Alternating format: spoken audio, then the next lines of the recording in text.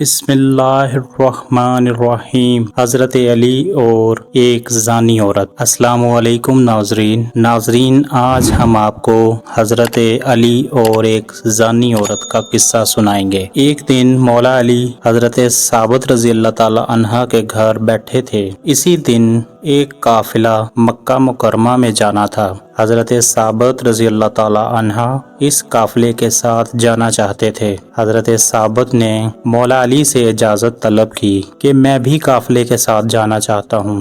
کچھ دیر کے بعد قافلے کے سردار بھی الوداع کہنے کے لیے مولا علی کے پاس تشریف لائے۔ مولا علی شیر خدا نے قافلے کے سرداروں کو سفارش کی کہ آپ حضرت ثابت رضی اللہ تعالیٰ عنہ کو اپنے ساتھ لے جائیں۔ قافلے کے سرداروں نے خوشی خوشی حضرت ثابت رضی اللہ تعالیٰ عنہ کو ساتھ لیا اور مکہ مکرمہ کی طرف روانہ ہو گئے۔ حضرت ثابت رضی اللہ تعالیٰ عنہ بہت ہی نیک اور خدا ترس آدمی تھے، اس لیے قافلے والوں نے حضرت ثابت رضی اللہ تعالیٰ عنہ کی بہت عزت کی۔ اس قافلے میں ایک عورت بھی تھی۔ اس نے جب حضرت ثابت رضی اللہ تعالیٰ عنہ کی خوبصورتی کو دیکھا تو حضرت ثابت رضی اللہ تعالیٰ عنہ پر فدا ہو گئی۔ عورت نے موقع پا کر اپنے آپ کو حضرت ثابت رضی اللہ تعالیٰ عنہ کے سامنے پیش کر دیا، لیکن حضرت ثابت رضی اللہ تعالیٰ عنہ نے اس عورت کی طرف کوئی توجہ نہ دی۔ عورت نے حضرت ثابت رضی اللہ تعالیٰ عنہ سے کہا کہ اگر تم نے میرے ساتھ بدکاری نہ کی تو میں سارے قافلے کو بتا دوں گی کہ حضرت ثابت رضی اللہ تعالیٰ عنہ نے میرے ساتھ زبردستی کی ہے۔ یہ کہہ کر وہ اپنے کپڑے پھاڑنے لگی۔ حضرت ثابت رضی اللہ تعالیٰ عنہ اس عورت کی باتوں میں نہ آئے۔ حضرت ثابت رضی اللہ تعالیٰ عنہ نے فرمایا کہ میرا رب کریم ہے، وہ سب کچھ دیکھ رہا ہے، میرا رب انصاف کرنے والا ہے۔ وہ عورت یہاں سے ناکام ہو کر ایک غلام کے پاس گئی۔ وہاں جا کر اس نے اس کے ساتھ بدکاری کر کے اپنی ہوس مٹا لی۔ جب عورت کو حمل ٹھہر گیا تو اس نے سوچا کہ یہ موقع بہت ہی بہتر ہے ثابت کو ذلیل کرنے کا۔ ایک رات عورت نے موقع پا کر حضرت ثابت رضی اللہ تعالیٰ عنہ کے صندوق میں اس عورت نے اپنے زیورات چھپا دیے۔ جب صبح ہوئی تو اس عورت نے قافلے میں شور مچا دیا کہ رات کو میرے سارے زیورات چوری ہو گئے ہیں۔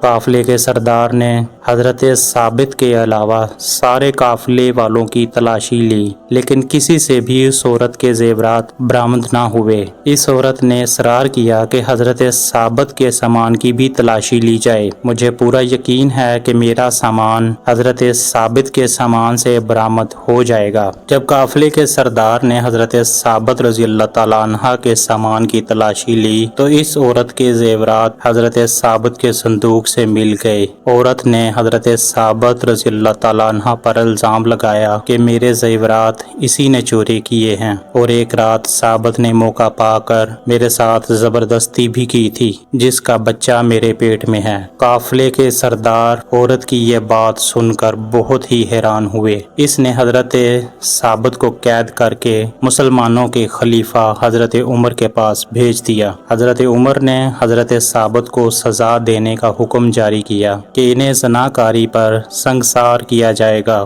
یہ خبر آگ کی طرح ہر طرف پھیل گئی۔ جب اس خبر کے بارے میں مولا علی علیہ السلام کو علم ہوا تو حضرت علی علیہ السلام نے اپنے بیٹے حضرت حسن علیہ السلام کو حکم دیا کہ آپ رضی اللہ تعالیٰ عنہ فوراً حضرت ثابت رضی اللہ تعالیٰ عنہ کے پاس تشریف لے جاؤ، جب تک میں نہ آؤں تب تک ان کو سزا نہ ہونے دینا۔ مولا علی علیہ السلام جب حضرت ثابت علیہ السلام کے پاس پہنچے تو علی علیہ السلام نے حضرت حسن علیہ السلام کو حکم دیا کہ اس عورت کو بھی یہاں لے آؤ۔ حضرت علی علیہ السلام نے خلیفہ حضرت عمر رضی اللہ تعالیٰ عنہ سے کہا کہ فیصلے پر نظر ثانی کی جائے اور مجھے موقع دیا جائے حضرت ثابت کی وکالت کا۔ حضرت عمر فاروق رضی اللہ تعالیٰ عنہ نے حضرت علی کی اس بات کو مان لیا۔ حضرت علی علیہ السلام نے حضرت حسن علیہ السلام کو اس عورت کو لانے کے لیے بھیجا۔ جب حضرت حسن نے عورت کو کہا کہ آپ کو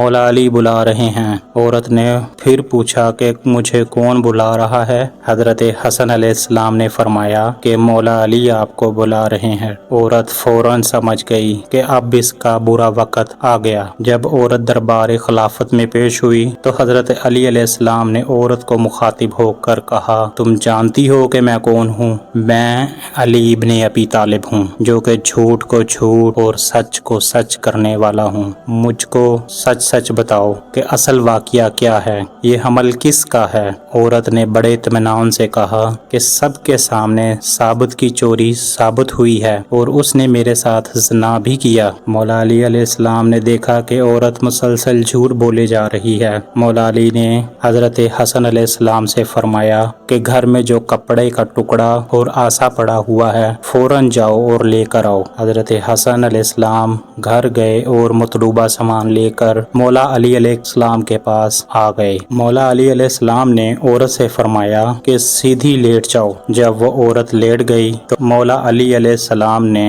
وہ آسا اور کپڑا لپیٹ کر اس کے پیٹ کے اوپر رکھ دیا اور مولا علیہ السلام نے فرمایا، اے پیٹ کے اندر بچے، اب تو ہی سچ بتا۔ خدا کے حکم سے ماں کے پیٹ سے بچہ بولا کہ اللہ تعالیٰ ایک ہے۔ حضرت محمد صلی اللہ علیہ وآلہ وسلم اللہ کے آخری نبی ہیں۔ قرآن پاک اللہ تعالیٰ کی آخری اور سچی کتاب ہے۔ حضرت علی علیہ السلام نے پوچھا کہ تو کس کے نفتے سے پیدا ہوا اور چوری کس نے کی ہے؟ اللہ تعالیٰ کے حکم سے بچہ بول پڑا کہ یہ عورت کئی بار حضرت ثابت رضی اللہ تعالیٰ عنہ سے بدکاری کی نیت سے گئی تھی، لیکن حضرت ثابت رضی اللہ تعالیٰ عنہ نے اس عورت کو ہر بار ناکام ہی لوٹنے پر مجبور کر دیا۔ پھر اس عورت نے ایک غلام کے ساتھ بدکاری کی۔ اس عورت نے خود ہی اپنے زیورات حضرت ثابت رضی اللہ تعالیٰ عنہ کے سامان میں رکھ دیے تھے تاکہ حضرت ثابت علیہ السلام کو بدنام کر سکے۔